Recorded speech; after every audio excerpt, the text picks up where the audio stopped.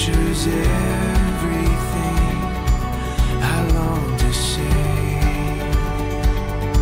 So don't look back, love, and don't you wait.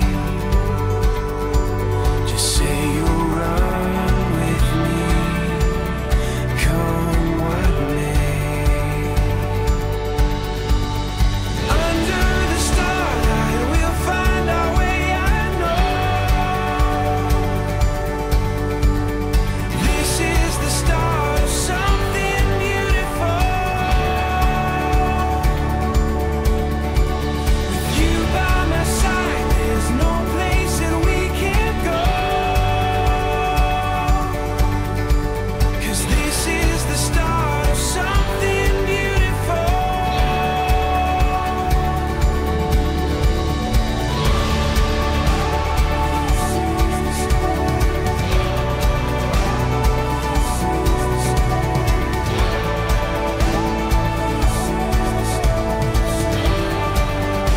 Something beautiful.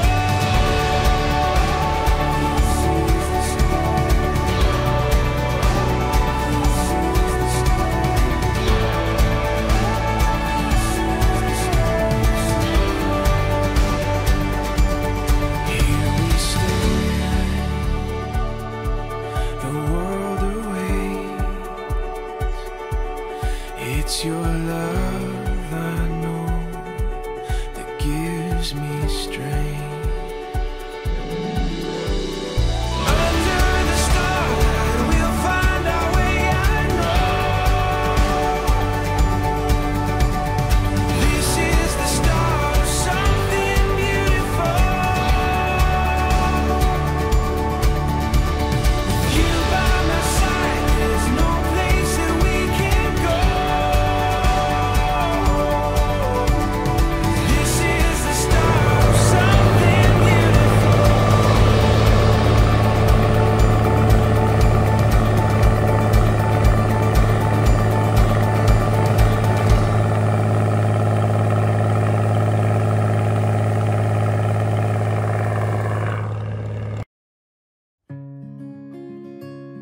Ron, welcome to the Life of Wooden Boats. Thank you for inviting us into your boathouse to share the history of Thelma G.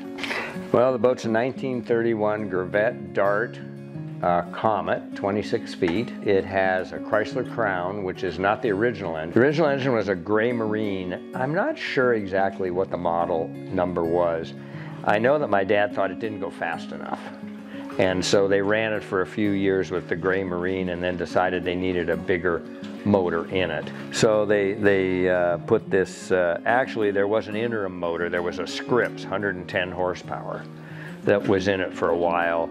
We had some problems with that, so we put the Chrysler Crown in. It's been a great motor. You just can't kill them. Had Jeff Titchell from the club rebuild the motor, and he said Chrysler Crowns are his favorite old motor. So I took him at his word, and he did a beautiful job rebuilding it. So it just purrs like a kitten now.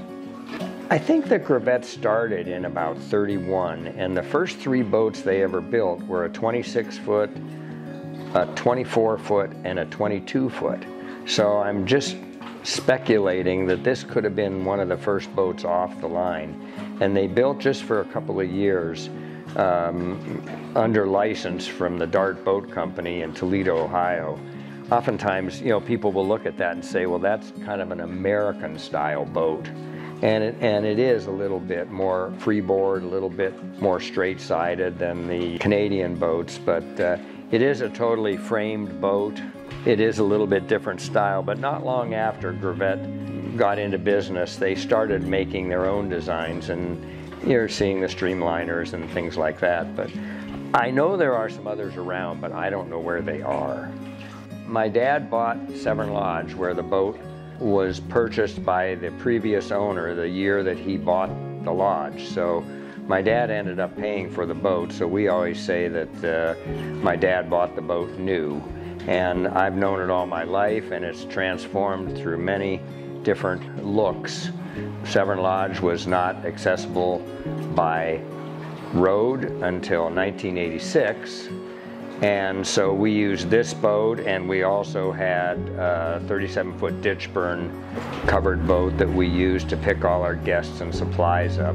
Thelma G actually was not very practical, and so in the 1950s my dad had a permanent wooden top put on it. Totally destroyed the lines of the boat, but it made it very useful. After the road came in, we decided to restore it back to its original configuration. Fortunately, they'd saved all of the hardware, and we had lots of pictures of it, so we knew exactly what it looked like. It has had its original look since about 1986 or 7. Well, the Thelma G is a very typical type of name from the 30s, named after girlfriends or wives or whatever. As I mentioned earlier, the boat was purchased by the previous owner of Severn Lodge, and he only had it for a couple of months when my father bought the lodge, and he bought the boat on time, and he immediately named the boat after his girlfriend. I have no idea whatever happened to Thelma G. I'm not sure anybody ever met her, but when my dad got engaged and finally married a few years later, he asked my mom about should he keep the name on the boat, and my mom said, well, I think I've heard it's bad luck to change the name of a boat, so it's Thelma G. Actually, the Thelma G's been through a lot. We used to use the boat to go out to Midland. Before the road was here, it was 8 miles for us to go from here to Port Severn, and then 12 miles once we went through the locks onto Georgian Bay to go to Midland. So it oftentimes was a lot quicker than going to Port Severn, getting in a car, going over rough roads all the way to Midland. And one time when we were coming back, the markers were not where they were supposed to be, and we ran up on a rock. The boat, actually my dad and mom were in it. They beached the boat on a small rock island, and it just hung on there until they had the barge come out and pick it up, and it was overhanging 60 feet of water. So I think had that slipped off that island, we wouldn't be talking about this boat today. We also were run head on at night from another boat. The guy had been drinking. He actually impaled his fiberglass boat. The front bow piece of the Thelma G was actually sticking through the bottom of his boat, and it was visible inside the cockpit of the boat. So we had to have the stem repaired, the cutwater replaced, and so she's been through a lot. At the same time, she's here today looking just like she did back in the day, so it's always nice to have a few stories. It means a lot to us because it's been in our family now for pretty well almost over 90 years.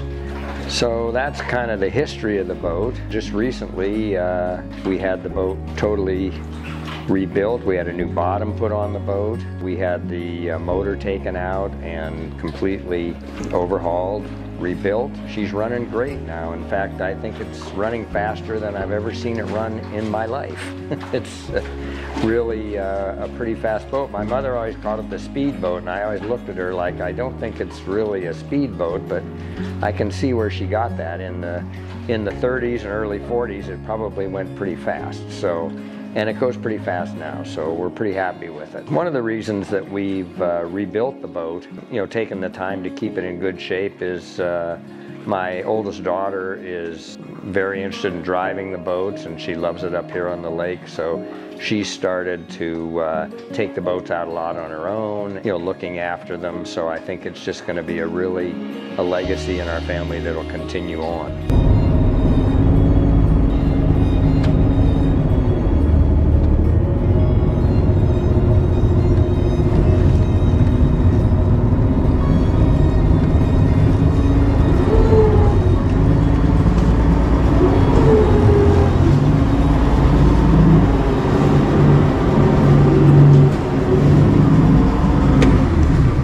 Perfect.